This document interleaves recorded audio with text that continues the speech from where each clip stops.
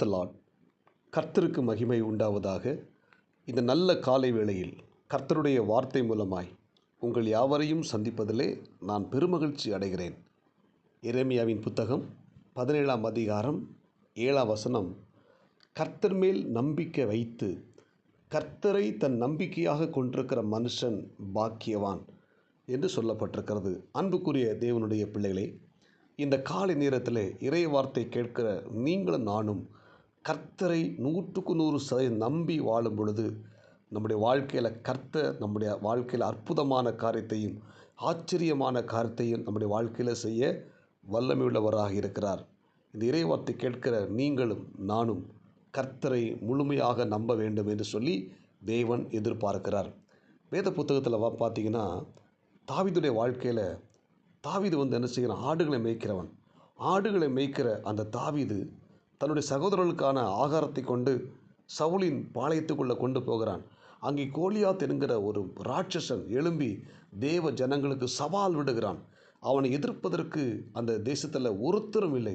இஸ்ரவேல் ஜனங்கள் எல்லாரும் அவனுடைய சத்தத்தை கேட்டு அவன் உருவத்தை பார்த்து பயந்து ஓடிக்கொண்டிருக்கிற நேரத்தில் தாவீது சொல்லுகிறான், அந்த கோலியாத்தோடு கூட நான் யுத்தம் பண்ணி வெற்றி பெறுவேன், என்னை அந்த யுத்த களத்தை கூட்டிக் கொண்டு போங்கன்னு சொல்லி அவன் சொல்லுகிறான். இந்த செய்தி சவுலுக்கு அறிவிக்கப்பட்ட பொழுது சவுல் தாவீதை பார்க்குறான். ஒரு சின்ன பையன் தாவீது, ஆனால் அந்த கோலியாத்தோ பிறவிலே யுத்த வீரன். இந்த சவுல் சொல்கிறான், அவன் யுத்த வீரன், நீ சிறுவன் என்று சொல்லும் பொழுது அவன் சொல்லுகிறான், நான் காடுகள் ஆடு மேய்த்த பொழுது ஆடுகளை ஒரு விசை சிங்கமும் கரடியும் தாக்கின பொழுது அந்த சிங்கத்தையும் கரடியும் கொன்று போட்டேன். அப்பொழுது எனக்கு உதவி செய்த கர்த்தர் இந்த பெலிஸ்தியனாக இருக்கிற கோலியாத்தை முறியடிப்பதற்கு எனக்கு உதவி செய்வார் என்று சொல்லி அவன் கர்த்தரை முழுமையாக நம்பினான். ஆமேன். கர்த்தரை முழுமையாக நம்பினபடினால கோலியாத்துடைய உருவத்தை பார்க்கல, கோலியாத்துடைய சத்தத்தை கேட்கல, கோலியாத்துடைய பட்டயத்தை கவனிக்கலை, அவன் எதையுமே பார்க்கல. கர்த்தரை நம்பி யுத்த காலத்தில் நின்றான் தாவீது.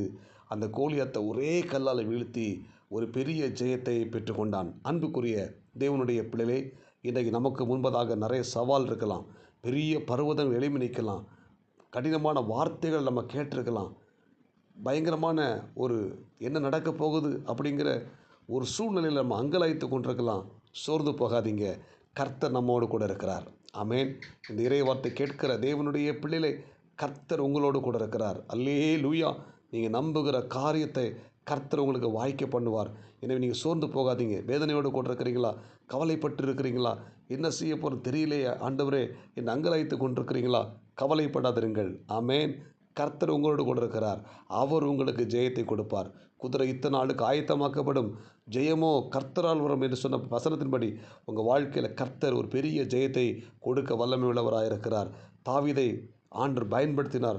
அந்த கோலியாத்தை ஒரே கல்லால் வீழ்த்தி அந்த தாவீதை ஆண்டவர் உயர்த்தினது போல இன்றைக்கு நமக்கு முன்னே இருக்கிற சவால்கள், பிரச்சனைகள், போராட்டத்தை எல்லாம் ஆண்டவர் நமக்கு முன்னே சமபூமியாக்கி நம்மை ஆஸ்வதித்து உயர்த்துவதற்கு அவர் போதுமானவராக இருக்கிறார். ஆமென்.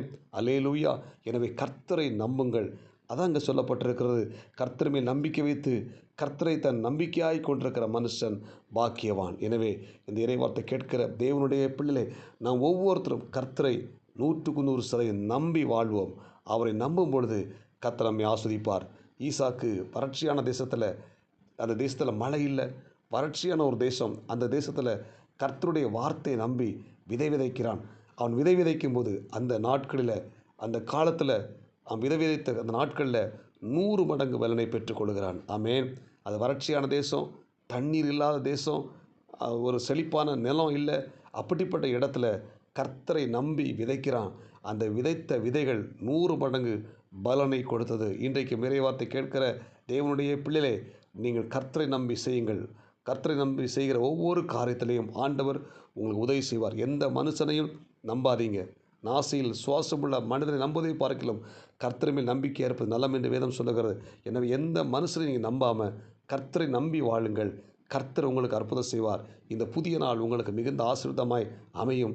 தோல்விகள் மாறும், கடன் பாரங்கள் மாறும், நெருக்கங்கள் நீங்கும், கஷ்டங்கள் மாறும், வியாதிகள் நீங்கும்.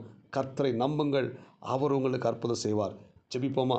பரலோக தேவனே, இந்த இறைவார்த்தை கேட்ட ஒவ்வொரு தேவனுடைய பிள்ளைக்காக நான் பாரத்தோடு ஜெபிக்கிறேன். இந்த இறைவார்த்தை கேட்ட ஒவ்வொரு தேவனுடைய பிள்ளைகளையும் கர்த்தர் ஆஸ்வதிங்க. ஒவ்வொருத்தரும் கர்த்தரை நம்பி வாழ உதவி செய்வீராக. இந்த இறைவார்த்தை கேட்ட ஒவ்வொரு பிள்ளைகளும் வழி நடத்துங்க, பாதுகாத்து கொள்ளுங்க.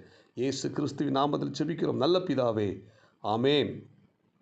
God bless you. உங்கள் யாவரையும் கர்த்தர் ஆஸ்வதிப்பாராக. இந்த நாள் உங்களுக்கு இனிமே அமையட்டும். ஆமேன்.